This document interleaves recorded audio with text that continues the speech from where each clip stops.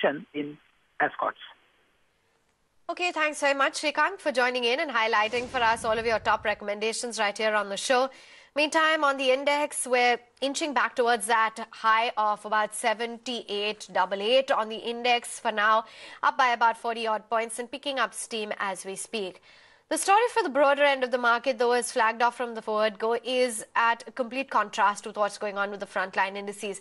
May have recovered, but it's not convincing whatsoever. Some of the big laggards, Amtech Auto, by the way, is down almost 7% in trades today, seeing some sort of profit booking, which is absolutely inevitable.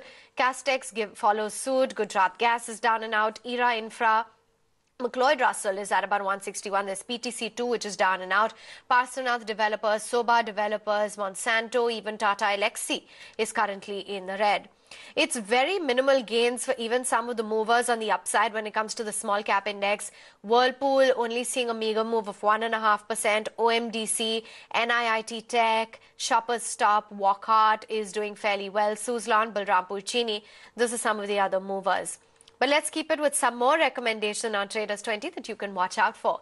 Samit Chavan and Mandar Jamsandekar now join in on the show. Samit, welcome to Traders 20. What are your top recommendations for our viewers?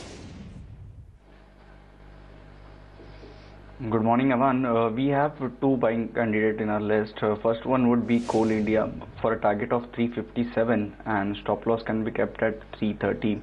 This stock is finding a strong support around its 5-month low of 332.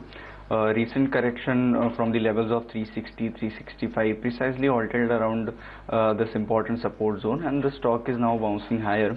Looking at the overall daily as well as hourly chart structure, we believe that the stock is likely to climb towards 355, 357 over the next few trading sessions. Hence, it can be bought at current level. Our second recommendation would be to buy Arvind Limited for a target of 283 and stop loss would be 273. Yesterday, this stock gave a decisive breakout from its multiple resistance zone of 270, 272 on a closing basis. The stock is also trading well above its daily 89 EMA. Thus, looking at the positive placement of momentum oscillators and moving averages, we believe that the stock may extend this move towards 280, 283 over the next few trading sessions. And our final recommendation would be to short DLF for a target of 116 and stop loss can be kept at 126.5.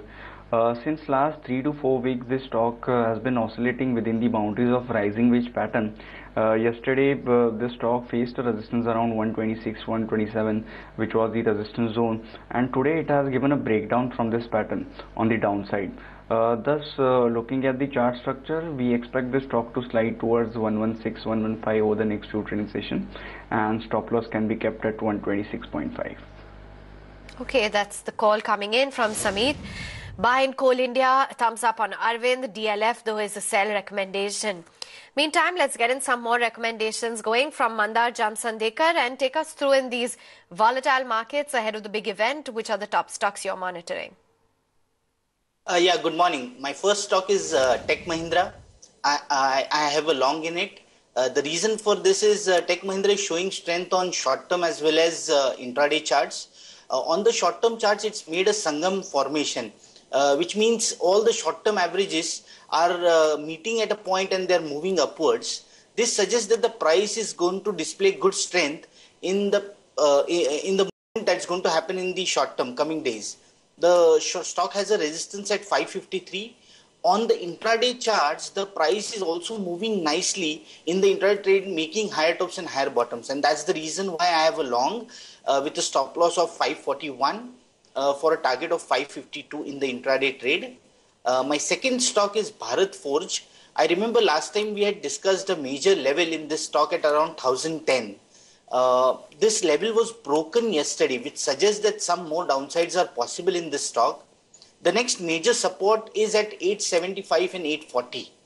Below this level of 1010, we should see weakness at all higher levels in the intraday trade, and therefore a sell with a stop loss of 965 for an intraday target of 942.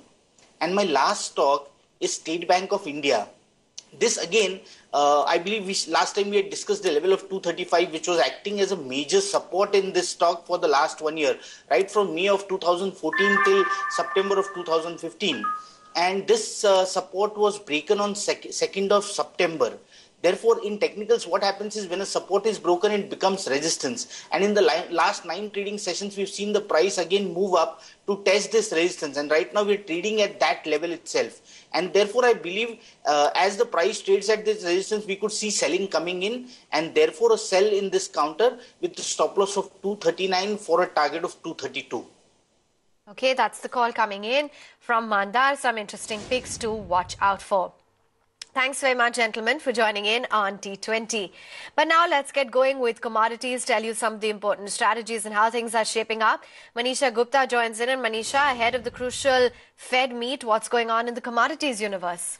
Well, yes, as all asset classes, commodities also are awaiting the Fed meeting announcement and the result out of that one. Ahead of that, you have narrow ranges that the gold and silver prices